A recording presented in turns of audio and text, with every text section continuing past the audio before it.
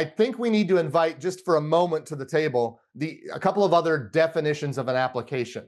So TRID is a very narrow definition. You got to have 6 pieces of information. Okay, HMDA's not quite that narrow, but a little bit more narrow than the Reg B version. Let's kind of backtrack to that one. So Reg B has the definition of an application. It actually has 2. Okay, it has what we call the request, the initial application. It's an oral or written request for credit.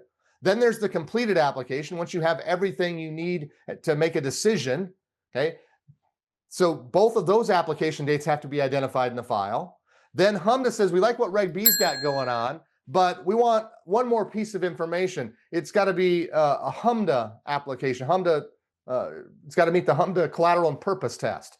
And so it takes Reg B and adds a little more to it. Okay, TRID said, if we're going to provide disclosures, we want even more than that. It's going to start with a request for credit. We're going to need to have a property identified, but we need 6 pieces of information. Your job as a lender through the application process is to be able to accurately document all 3 of these dates. Now, there's a lot of times they might all be the same 3 dates. Okay, 4 dates if we're talking about the completed application date in Reg B. There are a lot of times they're not all going to be the same.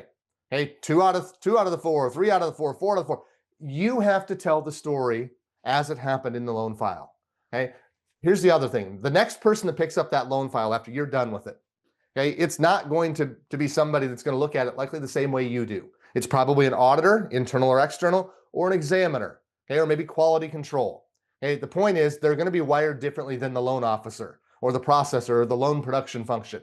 And so make sure you fill in the blanks. Make sure you tell the story as it happened, factual, and don't leave things to the imagination of the next person that picked up that file. If you do, I guarantee they're probably not going to imagine it the same way that it happened or that you would like them to.